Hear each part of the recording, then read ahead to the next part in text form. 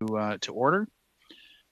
Welcome to meeting number 26 of the House of Commons Standing Committee on Veterans Affairs.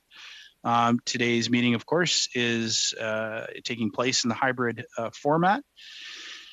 Pursuant to Standing Order 1082 and the motion adopted by the committee on October 27, 2020, the committee is commencing its study on service dogs for veterans. Welcome to the witnesses who've taken the time to join us today. I'll introduce all the witnesses and then allow the opener to provide opening comments. We are waiting for Dr. Alexandra Hebert, Chief of Psychiatry Health Professional Division. We are joined by Crystal Garrett-Baird, Director General Policy and Research, and Nathan Svensson, Director Research. And I believe, Ms. Garrett-Baird, you are going to be providing the 5-minute opening remarks. Yes, Mr. Chair. Would you like me to proceed? Yes, sorry. The floor is yours. Perfect. Thank you. Good afternoon, Mr. Chair, members of the committee. Je suis heureuse d'être. I'm very pleased to be here today. Acknowledging that the land in which I am speaking with you from is the traditional and unceded territory of the Abegwit Mi'kmaq First Nation. I welcome the opportunity to speak with you today about mental health service dogs. I will be providing an overview of developments to date, both in Canada and elsewhere in the world, with respect to the use of service dogs to assist veterans with mental health issues. It has been over 100 years since the Canadian National Institute for the Blind was founded in 1918, in large part because of the number of visually impaired soldiers returning from the First World War, and the many Canadians who experienced sight loss due to the Halifax explosion. We are forever grateful for those early advocates who recognized the need for enhanced supports for the visually impaired and stepped into action. In the years since its inception, the Canadian National Institute for the Blind has provided guide dogs to the visually impaired, giving handlers welcome support. As an additional support to those veterans who receive a guide dog, the Government of Canada, through Veterans Affairs Canada's Treatment Benefits Program, reimburses the costs associated with the care and maintenance of guide dogs up to an annual maximum of $1,500, plus associated travel expenses, including those related to orientation and training with a dog. Other service dogs, such as mental health, hearing, mobility, are not covered. In recent years, there's been an increasing interest in using service dogs to assist veterans with mental health conditions. Or service dogs are extensively trained to respond precisely to specific disabilities of their owners, including individuals with mental health diagnoses such as post-traumatic stress disorder. Service dogs are trained to detect and intervene when their handler is anxious, contribute to a feeling of safety for their handler, and promote a sense of relaxation and socialization. In 2015, Veterans Affairs Canada funded a pilot study to evaluate the safety and effectiveness of using service dogs to assist veterans with post-traumatic stress disorder, as research was limited in this area. The project was contracted through the Canadian Institute for Military and Veterans Health Research and conducted by a research team at Laval University. Veteran participants in the pilot study were followed over the course of an 18-month period to examine the effects a service dog may have on psychiatric symptoms, daily social functioning, and quality of life for veterans with post-traumatic stress disorder.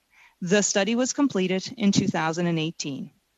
Malgré la portée limitée de While the pilot study was small, the findings helped to inform policy decisions related to service dogs. Based on the Phase 1 findings from this study, Budget 2018 introduced a tax credit for psychiatric service dogs. the Canadian Revenue Agency expanded the medical expense tax credit to recognize mental health service dogs. Expansion included mental health service dogs, where the dog is provided by a person or organization whose main purpose is to provide this special training, and specially trained to perform specific tasks to assist an individual in coping with a severe impairment.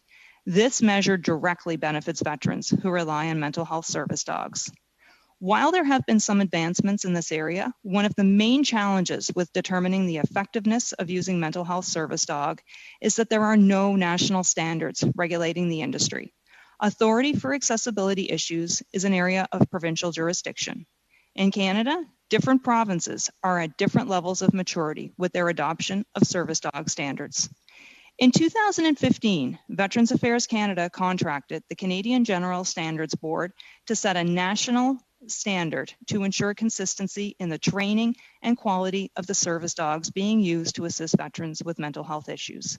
While sponsoring this type of work is not typical for the department, Veterans Affairs Canada was aware that there was growing interest in service dogs in the veteran community and wanted to advance the issue in support of these veterans.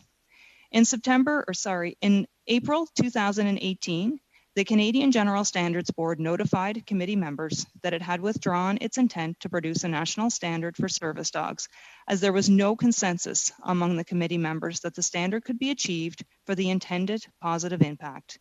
The initiative to develop a standard was discontinued. Veterans Affairs Canada continues to move forward and work with stakeholders. In 2019, Wounded Warriors Canada received funding through the Veteran Family and Wellbeing Fund for a project to expand its post-traumatic stress disorder service dog program. La recherche est un autre domaine. Research is another interesting area. Veterans Affairs Canada continues to monitor studies related to service dogs currently being conducted by our allies. The Department of Veterans Affairs is conducting a 4-year study, which began in 2019, to examine the impact of service dogs for veterans with post-traumatic stress disorder. The United States, however, may well be the most advanced in research and service dog benefits. Currently, the United States Department of Veterans Affairs Service Dog Veterinary Health Benefit provides service dogs to veterans for issues related to hearing, vision, and mobility. As well, the United States Department of Veterans Affairs recently released the findings of a 5-year study on the impact of service dogs for veterans with post-traumatic stress disorder. The study included 153 veterans diagnosed with post-traumatic stress disorder, wherein some were paired with service dogs and others were paired with emotional support dogs. Over 18 months, it was found that veterans with service dogs reported greater improvements in post-traumatic stress disorder symptoms, suicidality, and anger reactions. The United States Department of Veterans Affairs has not yet advised of any changes in their current program and whether or not they will add service dogs to their suite of benefits. Any future change in policy direction by the United States Department of Veterans Affairs is being closely monitored. Finally, and in closing, the research and activity in this area is evolving. Veterans Affairs Canada is committed to staying connected with our allies, researchers, stakeholders, and veterans and their families on service dogs. Thank you for your time today. Thank you very much. Now we have, I think we might have, we may have just lost her. Yeah, we just lost her. We had Miss Hibert there for a moment, but I was going to suspend to do her sound check, but we'll have to move on here. So up first with 6 minutes of questions, Broussard, please. Thank you, Mr. Chair, and thank you so much, Crystal, for your time today. I guess let me start off by making a comment. I mean, we talked about guide dogs. You talked about guide dogs in 100 years. It almost feels like we're at the 100-year point emotionally in dealing with this. And I know that you referenced the studies, previous studies that were done by this committee, 2017, the recommendation number 17, that said that the study recommended that Veterans Affairs Canada incorporate international research on service standards and efficacy studies on dog therapy. And I think my level of frustration, and I think the level of frustration among veterans and their families, is such that there are those international standards that exist. And why are we therefore not incorporating many of those standards into a Canadian-made policy? You reference research by the University of Laval. I'm aware of other research that's been done by the University of Saskatchewan. Those standards exist in many cases around the world. And why would we not simply look to adopt those standards in the development of a national standard policy? Perfect. Thank you for your question. Overall, as I indicated, we did engage with the Canadian Standards Board to develop national standards, and they failed to come to a consensus. What I will do is ask Mr. Nathan Svensson, our Director of Research, to speak to some of the research aspects and how that is informing the position that we are taking today and where we are at with our work in the department. Thank you. I'll start by noting that the Canadian General Standards Board made a concerted effort to establish a consensus on this issue. They struck a technical committee with more than 50 members, including representatives from veteran groups, guide dog associations, government regulators, and trainers themselves. And early in the process, based on stakeholder input, the focus of the standard broadened from psychiatric service dogs to all service dogs. And that might have made it more difficult to come to agreement. In 2017, the first draft of that standard was posted for public comment. The standard covered requirements for handlers, determination of disability, detailed information on training and care for dogs, acceptable breeds, acceptable sources of dogs. And they gathered more than 600 pages of feedback at that time. The fact that consensus couldn't be reached came from a number of different partners and stakeholders, particularly in the industry, and that revolved around the length of time that was required for training, the age at which dogs started training, and the use of shock collars. So there was a wide variety of disagreement, and so that's really what caused the process to stop. It's important to note, well, I'll stop there and ask if there are follow-up questions. I guess, in a follow-up to that, if there's disagreement, I guess I'm having trouble reconciling how we in Canada can have disagreement on those standards, yet when you look internationally, for example, the Assistance Dogs International, they have standards that are considered benchmarks in the service dog training area.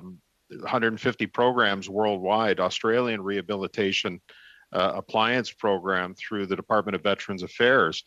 There was reference made to the United States. I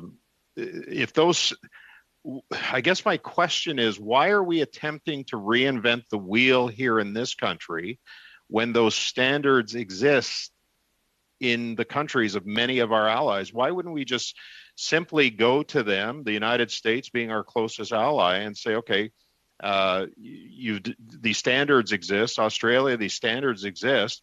Why can't we just supplant them back into Canada?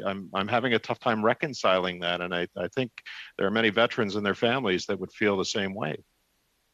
I think what's important to note here as well is the role of the provinces that are at various levels of maturity. So for example, in British Columbia, they have a legislative framework around guide dogs and service dogs and training and certifying them. But the provinces are not responsible for veterans in this country. That falls under the responsibility of Veterans Affairs. So if we want to have a national standard for veterans, it becomes apparent that it should be Veterans Affairs Canada that develops that standard. The provincial standard may work well, for example, for deafblind Ontario, but it won't work for veterans. So that's where I don't buy into that with respect. Yeah, through the Veteran Family and Wellbeing Fund, we were able to fund, starting in 2019, Wounded Warriors to expand their post-traumatic stress disorder service dog program. And they've actually worked with healthcare professionals and service providers in this realm to develop prescriber guidelines and service dog guidelines, and they've done some wonderful work in this area. The other important note is that Veterans Affairs Canada is not a provider, so we support or pay for treatment, but we work with providers, or I should say we work with veterans when they are seeking treatment and provide reimbursement or payment for that treatment. And I understand that, but when we're talking about the development of a national standard, if not Veterans Affairs to take the lead on that with other government agencies, then who is to take the lead on that? Are we going to put that off to the provinces to determine those standards? I don't see how that can be a practical solution to this, if not Veterans Affairs taking the lead on this. If you have a quick response, maybe 10 seconds, go ahead, but sorry, go ahead. Just to reiterate the work that we did do to attempt to develop standards using the Canadian Standards Board, and unfortunately there was no consensus. And it's not good enough because veterans need this. Thank you, Mr. Baird. We're going to suspend for just a moment to try to do Alexander's sound check. So we'll suspend. Mr.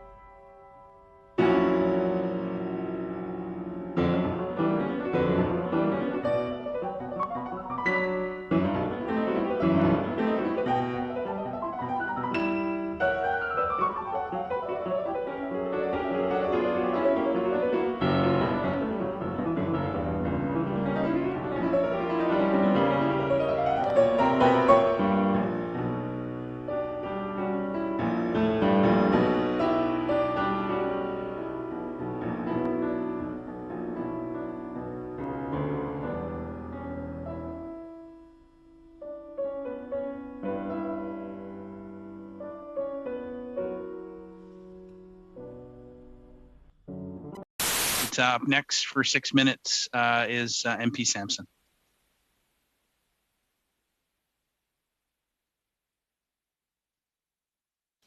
Thank you, Chair, and I want to thank the individuals here today to share some information on service dogs and the importance of service dogs to veterans and how we can move. It's part of the evolution we're talking about, and we're supposed to be making headway, and the evidence is still not in the pudding, if you want. The pudding is not there. So far, we haven't come with national standards or able to adapt national standards, and I know that we need to continue to work on this, but we need to find resolution. That being said, in 2018, we have put in place a tax credit. We expanded tax credit for service dogs. How does that tax credit work, and who can benefit from that tax credit?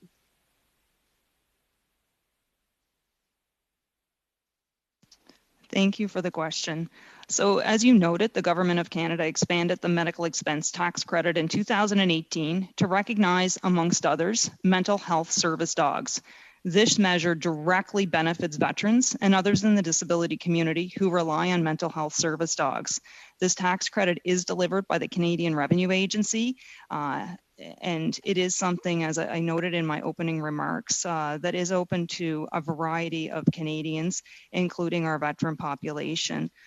More specifically, it is provided by the expansion of this tax credit is for mental health service dogs, where the dog is provided by a person or organization whose main purpose is to provide this special training and specifically trained to perform specific tasks to assist an individual in coping with a severe impairment.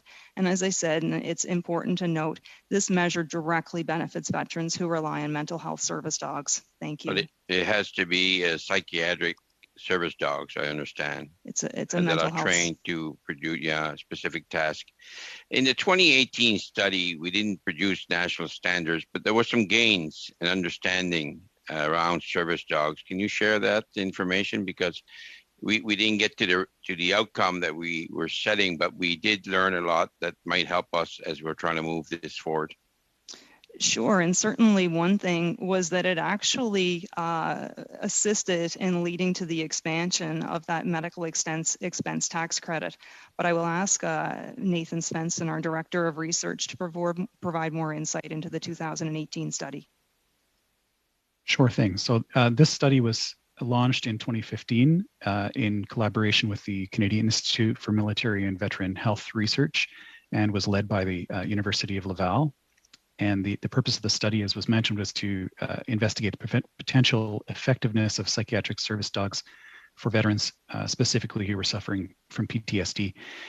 It was a pilot study, so it was not a large group. There were 18 veterans with PTSD who completed the 18-month study. There were 31 veterans who started the study, but only 18 kept their dog through the entire duration of the study and continued to report their results. At the end of the day, they reported fewer nightmares, improved sleep quality, a reduction in PTSD symptoms and depressive symptoms. Some reported an overall improvement in quality of life, and there was an increase in social integration in the community as well. And the one observation that was taken that didn't show a measurable improvement was a decrease in dependence on caregivers. And that's another aspect that is being measured now in a separate study in Australia that's ongoing to see if they can separately measure dependence on caregivers in a more robust way. So the small nature of the study and the collection of schools in Canada that were used made the findings fairly limited in their use. Some of the challenges they encountered were that, first of all, there were 7 schools in the study. There was no consensus between the schools about which breeds of dogs to train, where the sources of dogs should come from. Most of them in our study were donations or animal rescues. There was a strong variation in the duration of the training, from hundreds of hours to thousands of hours. And even the tasks that were trained were quite different from school to school. And some schools put a bigger emphasis on each unique veteran's needs. Some put more training into the dogs themselves before pairing and then very little afterwards. For others, it was the opposite. And it's important to note that there's a lot of variation in the placement, in the environment in which the dogs are placed too. So from patient to patient, there's a difference in community dwelling and their social relationships, in other treatments and medications that they're taking, in their personal interests and activities, as well as having another pet. And all of those things made it difficult to make broad generalizations from the limited findings of this study. I'll stop there if there are more questions. Yeah, normally the findings, the difficulty we had at that point, do you feel that we have some research that can advance, like some of the questions that really caused us not to come out with standards? Do you think that we've learned something from different countries now that would maybe lend us a hand to get to where we need to get? Just over 30 seconds for an answer, please. So some of the limitations that were in that study have been overcome and addressed in the study in the United States. So that's something that we can go into.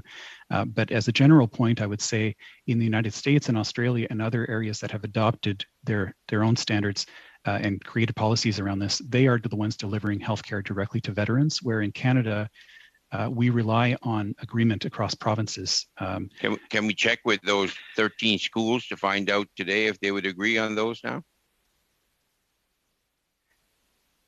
I don't have any confirmation that there would be agreement today where there wasn't then. But that could be a question that we could bring forward. Thank you. Thank you. Sorry, Daryl. Yeah. I gotta be stingy with time today, guys, to get everything in. So I apologize. Up next for 6 minutes, MP Desilets. Merci, Monsieur. Thank you, Chair, and good evening to my colleagues, and welcome to our witnesses. There's, I think, going to be a consensus amongst all witnesses invited, is that when it comes to services to veterans, there are countries that can inspire Canada. Australia's Veteran Affairs Department appears to be one. And following up on what was said earlier, it seems that the help given by service dogs is well worthwhile. It's precious. It's a way to diminish medication amongst our veterans, especially those who experience post-traumatic stress disorder. And the Australian Veterans Department appears to have understood that, and that is why they have psychiatric service dogs. Ms. Garrett, the program provides a comprehensive refund for all associated expenses, not just for trained dogs, but even certified dogs, if we've understood correctly. So could it be therefore on the drawing board at Veteran Affairs Canada that all costs be refunded to veterans? Yeah, thank you for the question. As we mentioned, we are continuing to follow what's happening in with our allies, including largely the United States Veterans Affairs and Australian Veterans Affairs, to help inform where we want to go in the future. Because as noted, there has been research done. We have worked to develop consensus for national standards, and we've made some progress, but we still need that underpinning of research to really assist with ensuring that what we're doing is the right thing for veterans. And I will ask Dr. Heber to actually speak to, some of the issues that we see with service dogs, and that they assist with managing symptoms. They are not a treatment in their own right. So Dr. Heber.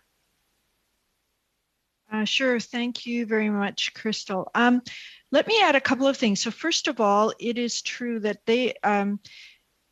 a psychiatric service dog does not in any way have the evidence behind it to call this a treatment or a therapy, in fact.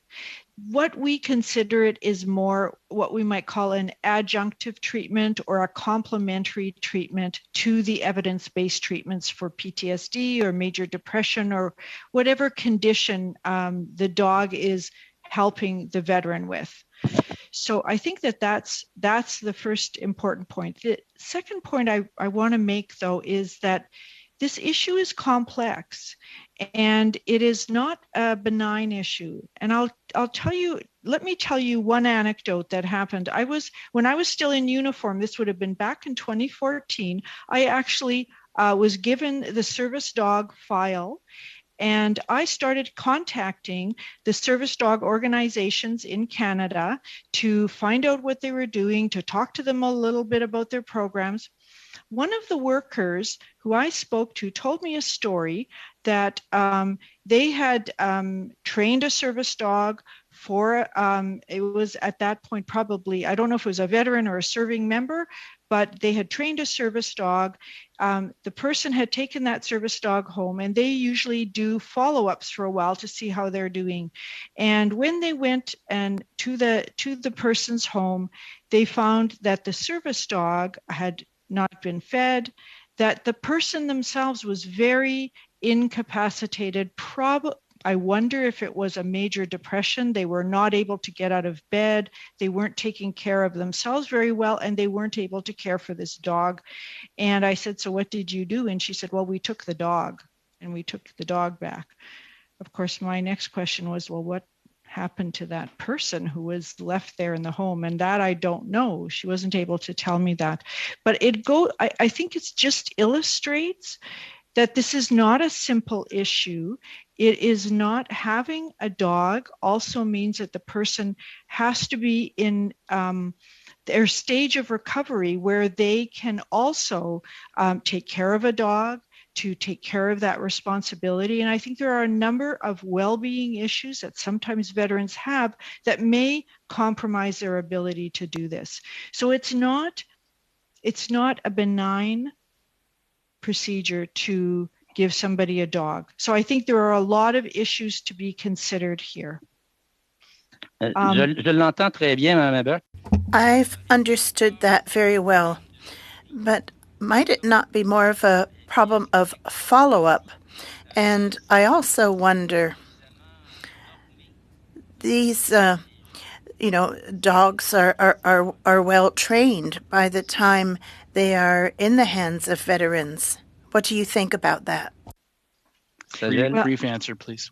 Yes, again, I was also involved in the beginning when we set up that with the CGSB to try and develop national standards. And I will tell you that one of the reasons we did that was because there was so much variation in the training among the different organizations.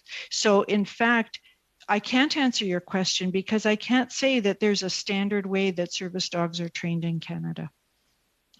Thank you. I'm afraid that's time. Up next, we have MP Blaney for 6 minutes, please. Well, thank you, Chair, and thank you everyone for being here and providing your testimony today.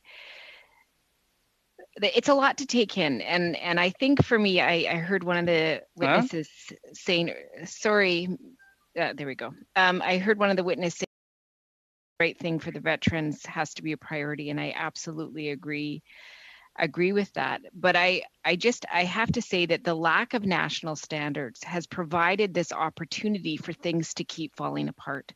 So what we see is multiple areas and different ways of training across the country, so there's no consistency. We see veterans trying to get the supports that they need and not necessarily getting the appropriately trained dog. We also see that they often cannot take them into places that are public because they're not considered real support dogs. We know that they can't get them on a plane. We know, and I've dealt with this personally in my riding, a veteran who had a service dog who could not find a home because there was no homes that would allow him to bring his dog because it wasn't certified as a service dog, which meant he was choosing to be homeless because he could not function without this support dog with him at every step of the way.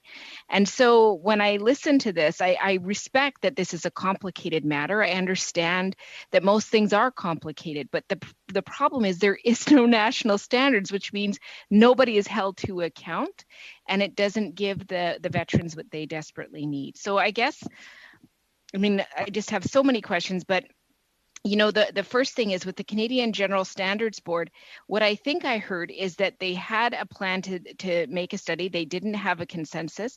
I would like to hear a little bit more about, what were the top concerns, maybe just even the top 3 concerns. And I understand that they broadened the study, so then it became more complex. So I'm just wondering,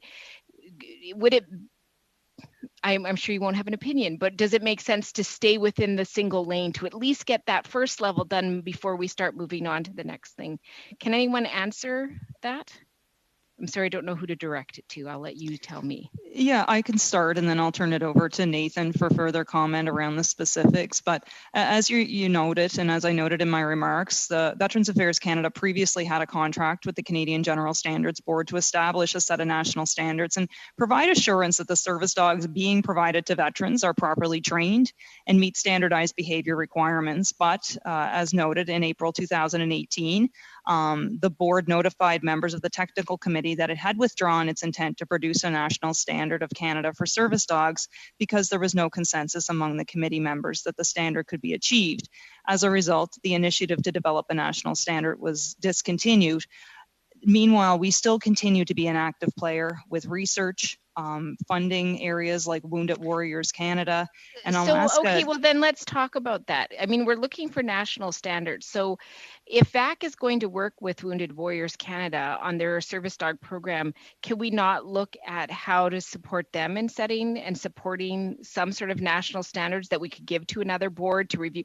Like it just feels like it's getting more and more confusing. And I heard what, Dr. Rivera said earlier. I hope I got your name right. I absolutely understand, but with no national standards, then there is no process when a veteran gets a dog for the normal check-ins, for the scene. So this is the gap, right? And so what I hear is, oh, we have a tax credit. Well, that's fantastic. who's actually taking, like, could you guys give us the numbers? How many people have actually accessed that tax credit? How many? And then the other number that I would love to see is how many tried to access that and couldn't, and what were the reasons why? Do we have any information on that? So I guess it's two questions. The first one is, the Wounded Warriors Canada, could they be a venue, since they're already receiving support from VAC, to start setting some of those national standards, even preliminary ones, for us to push up the line, how it goes? So that's one question. And then the second question is, do we have access to how many people actually got the tax credit? You know, I talked earlier about a veteran who had a service dog who was homeless. He did not have thousands and thousands of dollars to put forward to get a dog. He lost his dog not too long ago. So who's accessing it, and how many people have been denied? Could we get those numbers? So two questions. Hopefully those were clear. Yes, certainly. So I'll just touch on a couple of things briefly and then turn it over to Nathan. With respect to the tax credit, that is delivered by the Canada Revenue Agency. So we do not have the information readily available, but we can follow up to see if that would be available. Thank you. On the second note, with Wounded Warriors Canada, they have actually developed through their own work. They've worked with service providers and a group of healthcare providers to develop a service dog prescriber guideline. And I'll turn it over to Nathan to provide some additional details. Right. So thank you. The Wounded Warriors have developed their own criteria, both for the organizations who want to become registered providers through the Wounded Warriors program, as well as standards for instructors, for training programs, and guidelines for prescribers too. So I would say that they are doing their best to actively fill this space right now while we don't have national standards. And in a sense, that will demonstrate the ability of a governance layer to coordinate the services across service dog providers. So we would be interested, and that project is ongoing and in development, and they've been meeting with us and reporting back on their progress. So we're interested to see the success of that program. Now, I would also comment, if I have a moment. Very, very briefly, please. Okay, that it's interesting that each of the studies in the different countries that have taken place, in order for them to study the effects, they essentially have to come up with their own mini set of standards in order to make sure that the measurements they collect are consistent. And so we can look at some of the aspects of the US study, and I won't go into it, but they were the most rigorous of all of the studies that have been put on the table in terms of developing the consistent measures across their service dogs. I'll stop there. Thank you. That's time. Up next, we have MP Doherty for 5 minutes, please. Thank you, Chair. As I sit here, I'm getting more and more frustrated. Every day I get a phone call or a message from a veteran that is struggling. Every day I get a phone call or a message from a family member that has lost a loved one. I have seen firsthand the impacts that service dogs can have on our veterans and our first responders. And I find it absolutely mind-boggling that those that have been tasked to look after our veterans after serving our country come before this committee and point fingers. It's the provinces, or Ms. Hebert, your testimony about a veteran that one of your colleagues found in an obvious distress, and you couldn't find out how that veteran was. Like, this is unbelievable. It's been 4 years. We have countries that are doing yeoman service and that we can learn from. We have Wounded Warriors Canada that is developing their own standards, and yet, man, like it is so frustrating. Now we're seeing firsthand why our veterans, when they're dealing with VAC, they get this cold response back. It's just absolutely shocking for me. Seriously, we have to be better. It's just unbelievable. surely we have enough well-educated people. Ms. Hebert, you got a ton of degrees and diplomas and certificates behind you.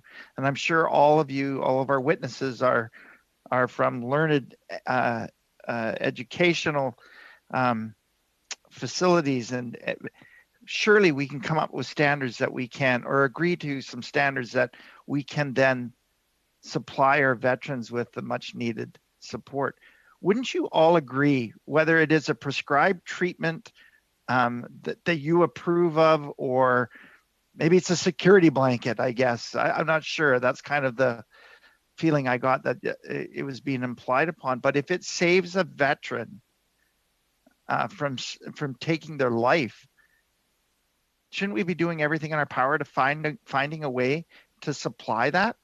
Shouldn't we be doing everything in our power to make sure that our veterans aren't ending up on the street homeless, that they've got all the supports that they're needed? I'm staggered at your testimony today. Ms. Garrett Baird, how long have you been with VAC? I've been with Veterans Affairs Canada now for over 15 years. Mr. Svensson? 3 years. Ms. Hebert? You're on mute.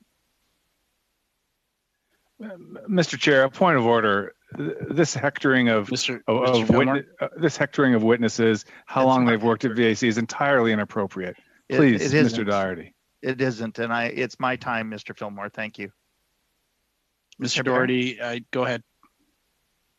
You were asking how many years? 4.5 years. 4.5 years. Mm-hmm. I'm going to appeal on your compassionate side. I hope that there is some there. Every day. All right, Mr. Doherty, sorry, let's get to the questions. I don't think the personal attacks either are going to be helpful moving forward. What is unique about service dogs that led the Canadian General Standards Board to withdraw its project to establish a national standard for service dogs, and why couldn't VAC pick it up?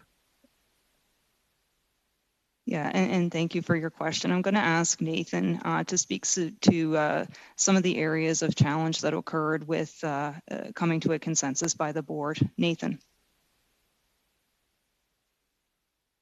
Thank you for the question. And really, I think that this is the question that's at the heart of the issue, at the heart of your concerns. And I think in the department, we do feel the same way. We have the same frustrated conversations about it. And in large part, it's due to the fact that in order to deliver a service dog to a person who is willing and able and in a position to use it, requires such a patchwork of partnerships through the process, from the supply of the dog themselves, to the school that's going to train it, to the jurisdiction that they're being trained in, to the mental health service provider from whichever jurisdiction who needs to provide a prescription or a recommendation for the use, and that's all before it would even come to the department for consideration, even if we had a policy. So that it's all of those pieces coming together, all of those voices were at the Canadian General Standards Board conversation, and it's a very large group to work with that all need to come to an agreement. Thank you. Thank you, Mr. Svensson. I'm afraid that's time. Up next, we have MP Amos, please, for 5 minutes.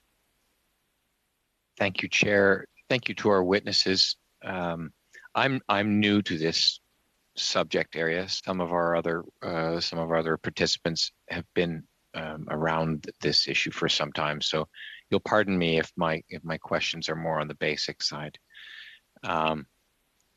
First off, Ms. Garrett Baird made the distinction between the service dog and the emotional support dog. So I presume a different kind of training or a different type of service that is being delivered by the dog. Could you please clarify that for me? And afterwards, I want to ask questions more on the side of the ask questions to Mr. Svensson on the research that underpins the services provided by both? Certainly, and thank you for the question. So I'm actually going to ask Nathan to respond to it. He has a lot of the context around the service dogs versus emotional support dogs, and this was actually the key comparison group that was used in the recently completed United States Veterans Affairs study that we've referenced earlier. Nathan. Thank you. Service dogs are working animals. They're not pets. Service dogs are trained to perform tasks for people with disabilities. So guide dogs assist with navigation for people with diminished vision. Hearing dogs alert people with hearing impairments to sounds like a doorbell. Mobility dogs retrieve objects or pull wheelchairs. Mental health service dogs calm individuals, generally speaking, to avoid or diffuse a triggered episode, where emotional support dogs, in contrast, can be considered pets. They are typically not trained to perform tasks that directly relate to a disability, but are considered to provide therapeutic benefit through companionship and affection. And there's a third category of dogs there too, and that's therapy dogs. And I'll just bring this in for completeness. And those are dogs not owned by patients, but are present during the delivery of treatment, and are not service dogs, and are distinct from emotional support dogs, which are primarily for the benefit of their owner. Thanks for that precision. To follow on it, what is the nature of the debate within the research community as between these three different types of service providing dogs that makes this issue complex to deal with at Veterans Affairs?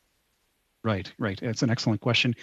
And it comes down to a comparison of the impact of service dogs, psychiatric service dogs in this case, versus emotional support dogs. The therapy dogs, they can be present during treatment, but they're not something that the veteran would have with them at all times. So it comes down to those two categories, service dogs and emotional support dogs.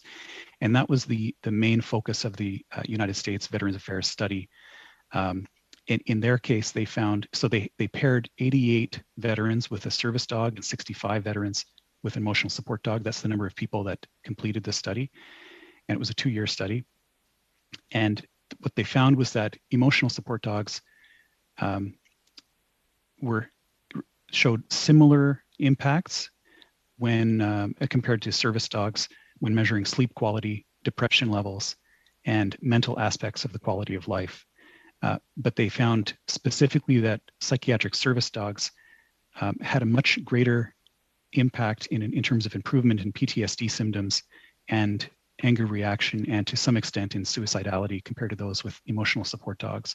And those are the findings of the study that were just released in the past couple of months.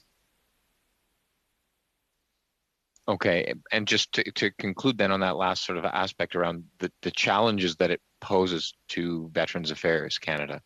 So you have regard to the US research and to research done here in Canada and elsewhere.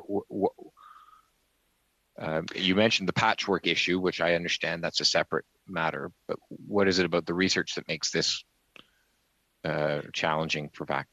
Right, at the conclusion of our pilot study in Canada, we were left with the question, there were some benefits that were shown, but were those due to having a companion animal and to having constant companionship and association, or were they due to the fact that these were psychiatric service dogs who were trained for that purpose? Generally, the training is much more expensive for a psychiatric service dog, so that's one consideration, and the supply is very limited.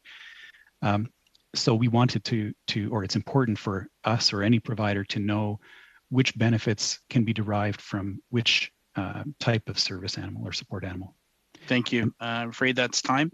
MP Desilets for 2.5 minutes, please.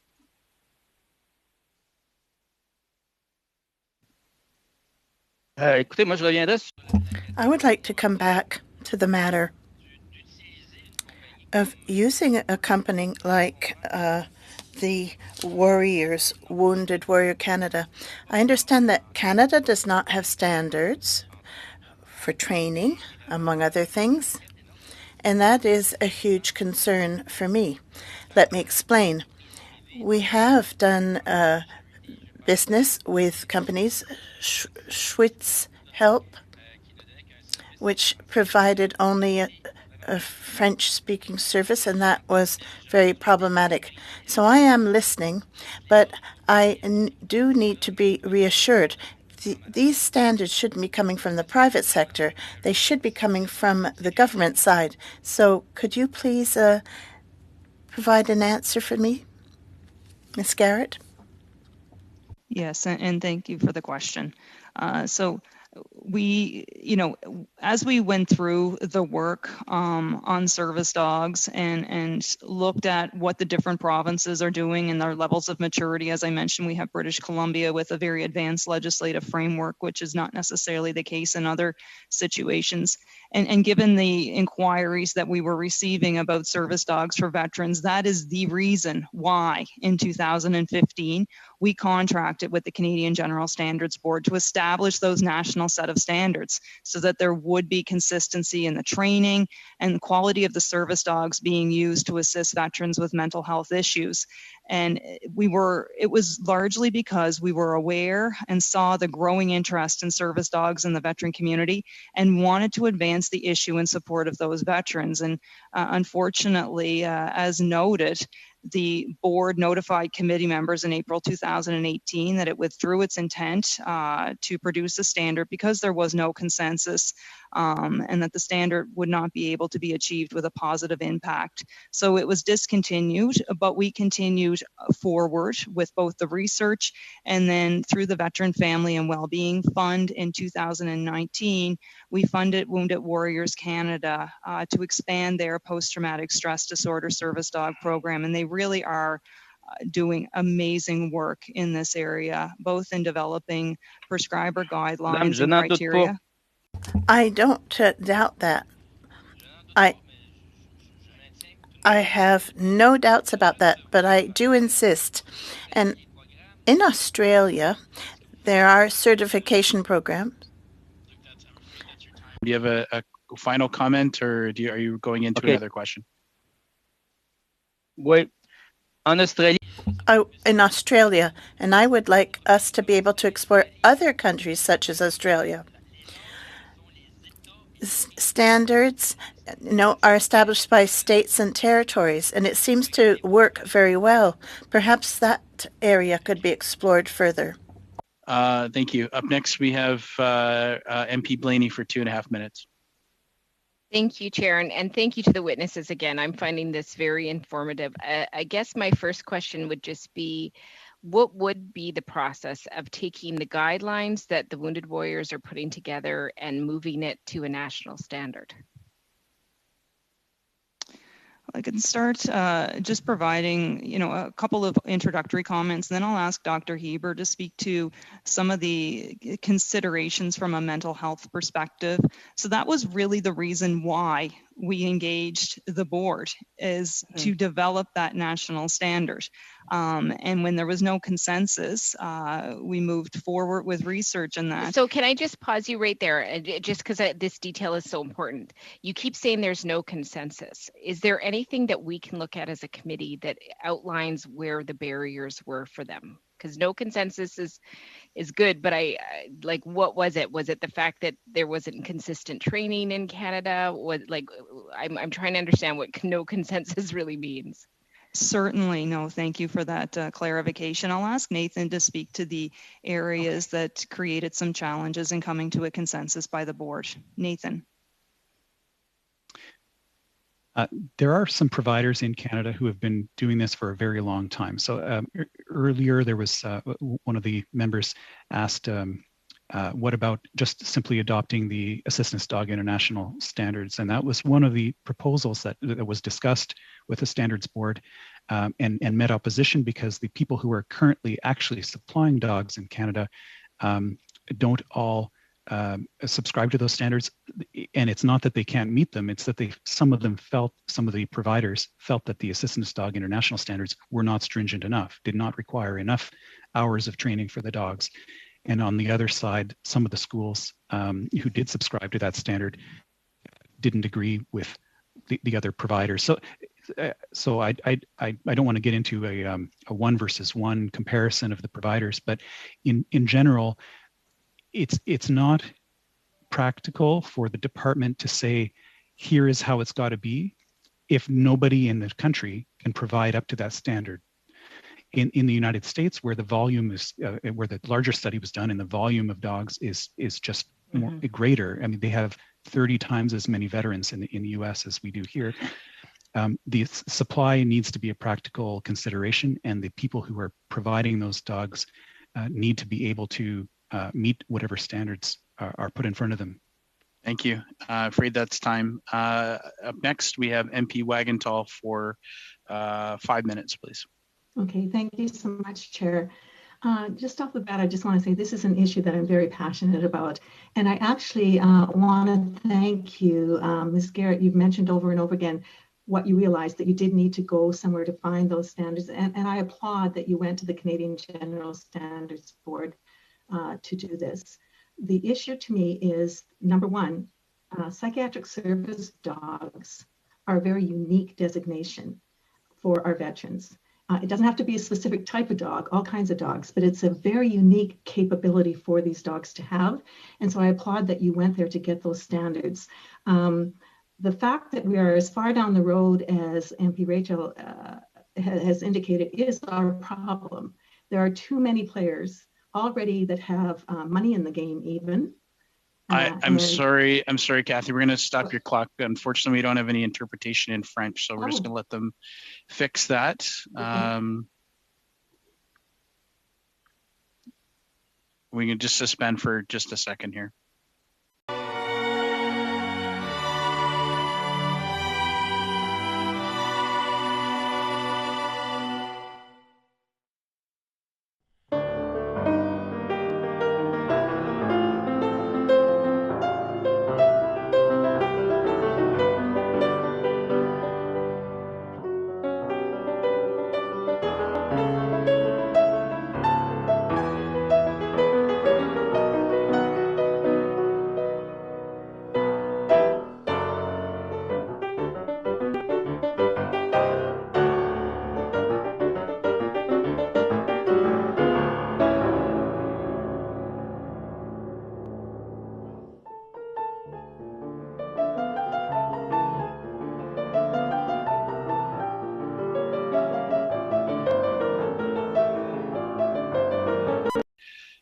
Mr. Clerk, can you advise how much time we have on the clock there for Kathy?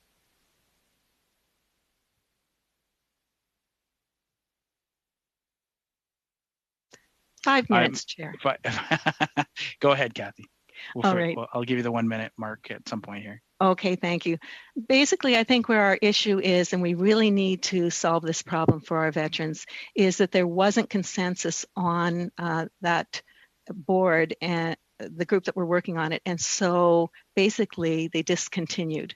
So what were those circumstances that brought us to that point? Because that's the whole purpose of this standards board. They deal with all kinds of complicated issues. So what was it?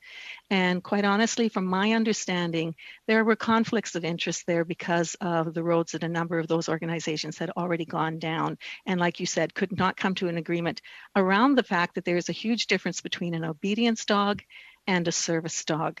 So I really think it is important that we find the people with the credibility in the research, and we have them in Canada, to take another crack at this and do what needs to be done. People who do not have money in the game or have not received funding directly from the government to fund service dogs, and bring about the standards that we know that we can have in Canada for them. So I would encourage you to look at that, and we will certainly be looking at that as a committee, because a lack of consensus there was not because of the complexity of the issue. It was because of conflicts of interest, I believe, within that group. And that's so key when you're trying to set standards, right? You need to move out and have people who are not part of that dynamics so extensively that they can't look at it objectively. So I don't know if that's something that you would say was part of that dynamic or not, if you're prepared to go there. No, the focus of the work was looking to develop a national standard, and then consensus was not reached because of, as Nathan indicated earlier, the various complexities across the country with some of the groups providing service dogs and what standards to meet, the international standard and that type of thing. So that was one of the main reasons the consensus did not come to be. But I think it is important to really point out as well the work that is happening in both Australia and the United States and how closely we are following that lockstep with those allied partners. I just comment though, Ms. Garrett, if they can do it, we can do it. Okay, they have the same kind of dynamics in their countries in regards to individual organizations working with service dogs, and you have to come to a point where you can find the people who are the experts and don't have that vested interest directly in providing service dogs, because we have everything in this country from dogs that cost $30,000 for the dog to those who provide the dog free of charge through the training and whatnot. So we have that breadth because we don't have those standards. So I would say that we can certainly do it within this country based on the models that we're seeing in Australia and the US to bring it home to Canada so that we can take care of our veterans in the same way. I'd like to ask Dr. Heber just to provide some context around PTSD and effective treatments and some of the other bigger considerations that we also look at from a veteran's perspective. Dr. Heber.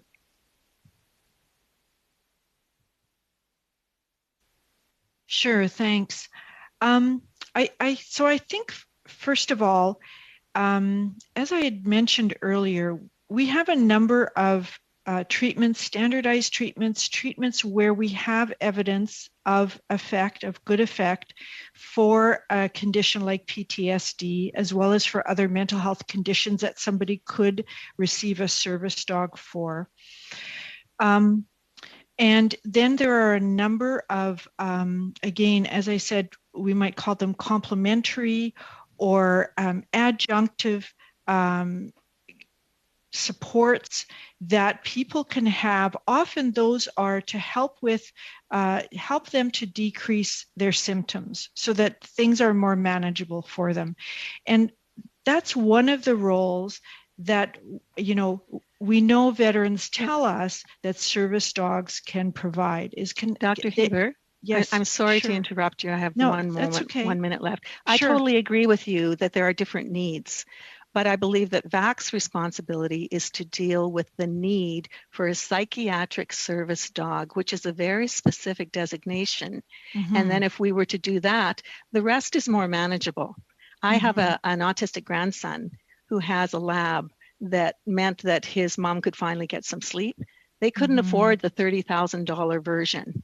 So they got their own lab and my son trained him and he's doing the job for what they need. So I understand the breadth, the complementary versus the direct treatment, but I would say VAC's responsibility is to deal specifically with the need for psychiatric service dogs, that unique designation, because that's where it can do the most good in assisting our veterans. That's what I'm hearing all the time. Those who have, it does make a significant difference to the type of other treatments that they need. Yeah, and absolutely. That's what I was saying too. It can help them with symptoms when it's a well-trained service dog who's able to perform that function. Yes. Thank you very much. And up next, MP Casey for 5 minutes, please.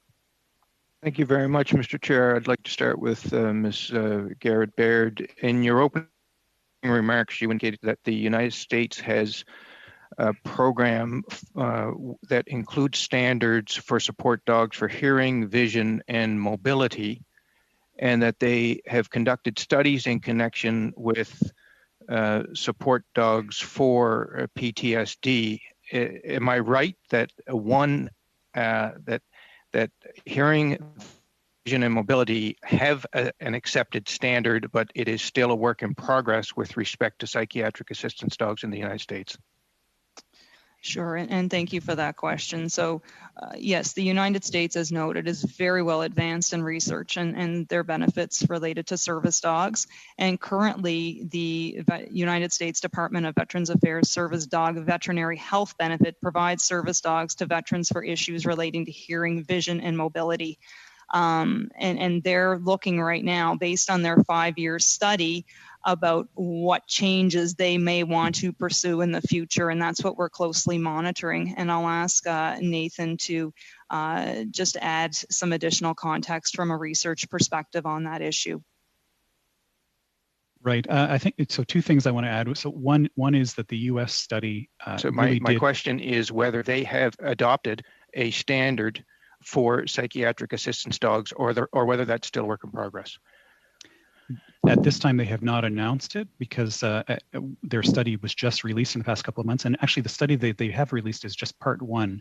There's a second part that we're expecting to see in the fall that deals with cost impacts to healthcare systems of rolling out a broader program of psychiatric service dogs. So we're hoping to see both pieces together.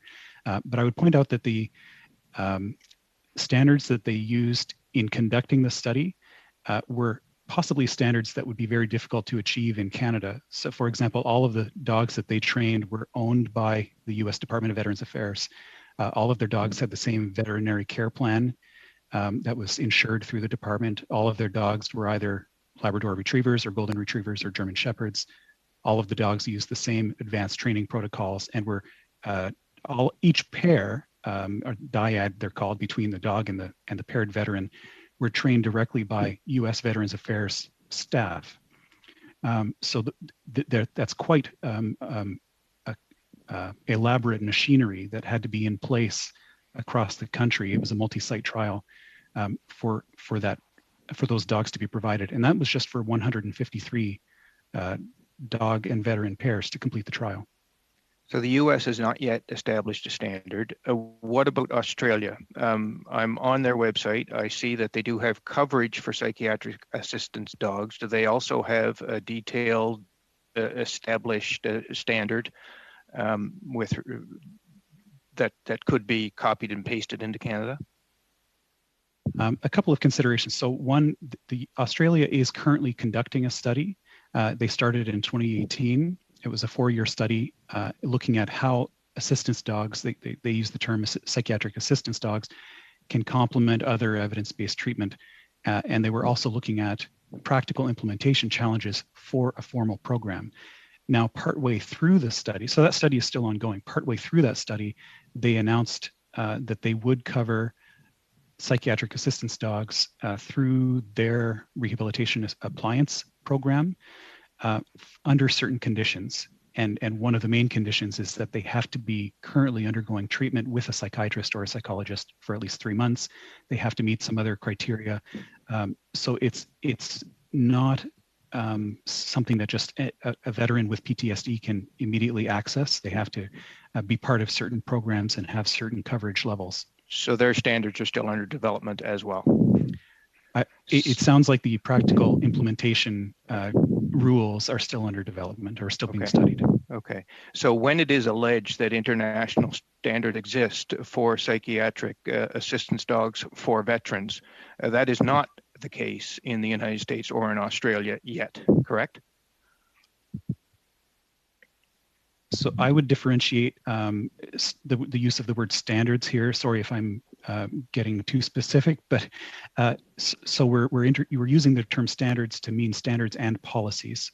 So in the U.S., they have not announced a policy on this, or at least a policy change, but there are certain standards that exist in the U.S. In Australia, they're studying the implementation of the program, but they do have a policy that they have announced. Okay, thank you. With respect to the income tax deduction, in order to qualify for the income tax deduction in Canada, there isn't a specific standard with respect to the levels of training for a support dog. Simply that it has received specialized training. Would it be fair to say that there isn't a standard there that you can copy and paste? Very, very brief answer, please.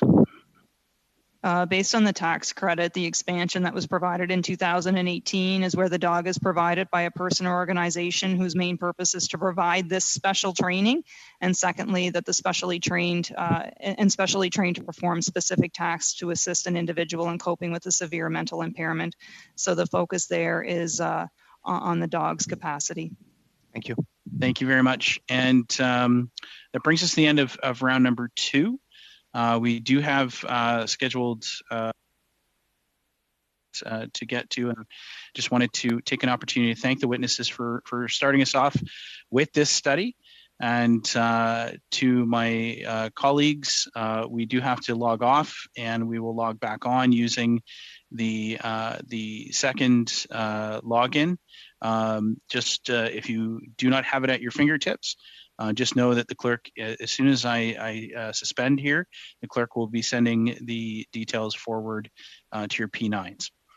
So thank you very much, everyone. And we will suspend to go back, and we'll come back in just a few moments here.